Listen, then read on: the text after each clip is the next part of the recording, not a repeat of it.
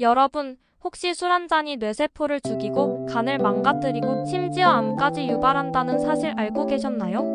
오늘 이 영상을 끝까지 보시면 왜 술이 단순한 기호식품이 아닌 악마의 음료라 불려야 하는지를 분명히 느끼실 겁니다. 안녕하세요. 이 영상이 도움이 되신다면 좋아요와 구독, 알림 설정 부탁드립니다. 건강한 정보를 계속 받아보고 싶다면 지금 바로 눌러주세요.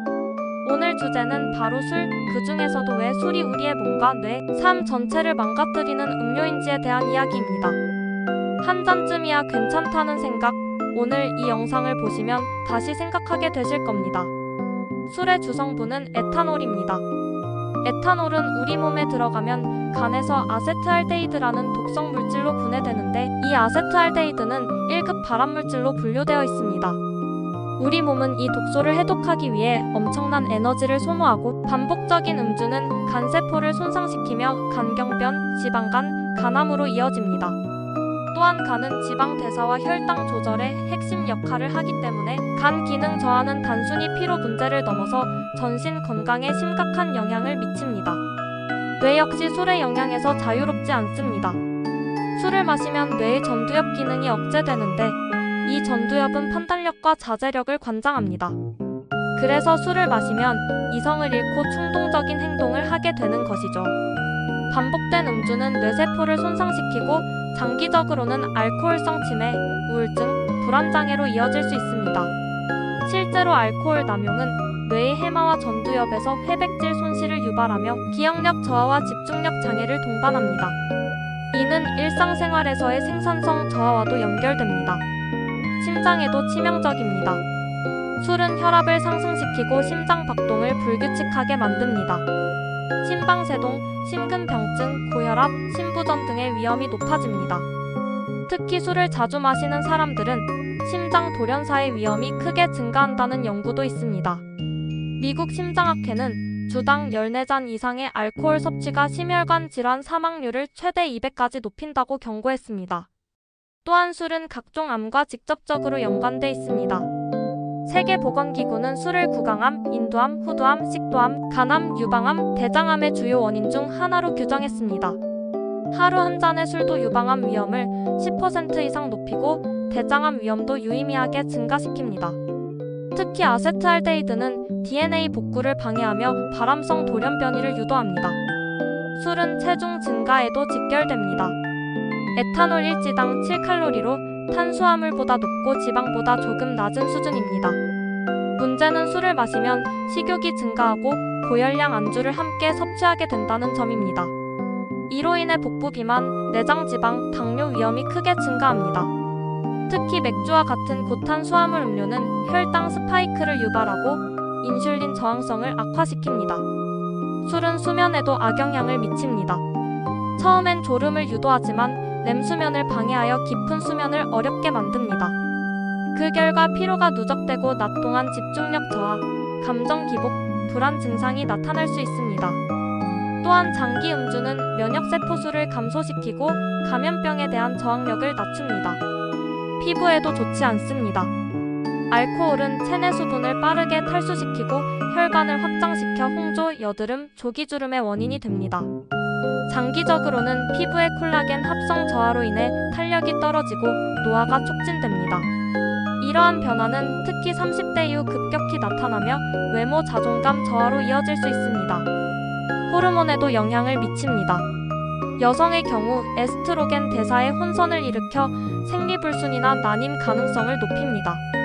남성은 테스토스테론 수치 감소, 발기부전, 정자수 및 운동성 저하 등의 문제가 발생할 수 있습니다. 이는 생식기능 전반의 저하로 이어집니다.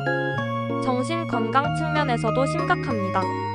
알코올은 뇌에서 세로토닌, 도파민 등의 신경전달 물질을 비정상적으로 조절하면서 일시적 기분 고양을 유도하지만 이후 반동적으로 우울감과 불안이 심화됩니다. 이는 알코올 의존으로 이어질 가능성을 높이고 결국 우울증, 자살 위험 증가와 연결됩니다.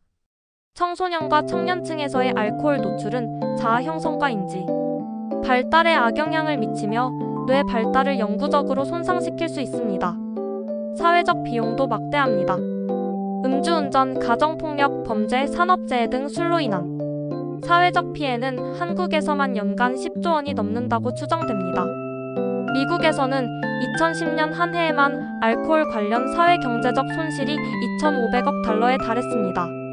이는 생산성 저하, 의료비, 법적 비용, 재해 및 사망 등에 따른 것입니다.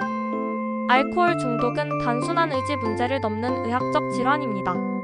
미국 정신의학회 DSM-5 기준에 따르면 통제력 상실, 사용량 증가, 금단 증상, 사회적 문제 발생, 위험에도 불구하고 계속 사용하는 등의 11개 증상 중 2개 이상이 12개월 내에 나타나면 알코올 사용 장애로 진단됩니다.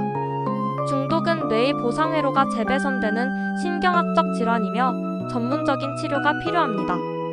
그렇다면 금주는 가능할까요? 결론부터 말하면 가능합니다. 다음은 대표적인 금주 실천 전략입니다. 첫째, 음주 트리거를 파악하고 이를 회피하는 행동 계획을 세우세요. 둘째, 금주 앱을 통해 마신 날과 마시지 않은 날을 시각화하고 동기를 유지하세요. 셋째, 비슷한 목표를 가진 사람들과의 소셜 네트워크나 금주 커뮤니티에 참여하세요.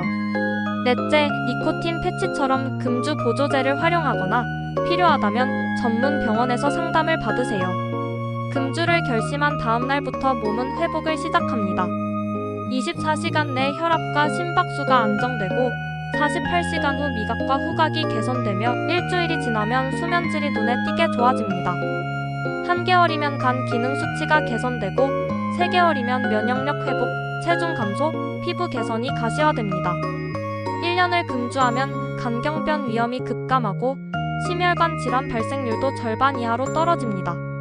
실제 금주 성공 사례도 많습니다. 30대 중반 직장인은 매일 한 병씩 마시던 소주를 끊고 6개월 만에 체중 12kg 감량, 고혈압 개선, 업무 능률 향상을 경험했습니다. 또 다른 50대 남성은 금주 후 가족과의 관계 회복, 수면 개선, 골프 스코어 향상까지 얻었다고 합니다. 금주는 단지 술을 끊는 것이 아니라 삶 전체를 바꾸는 선택입니다. 지금 이 영상을 보신 여러분은 선택할 수 있습니다. 술을 줄일 것인지 아니면 계속해서 몸을 갉아먹게 둘 것인지. 단 한 번의 결심이 당신의 뇌, 간, 심장, 관계, 인생을 지킬 수 있습니다. 건강한 선택을 하시길 바랍니다.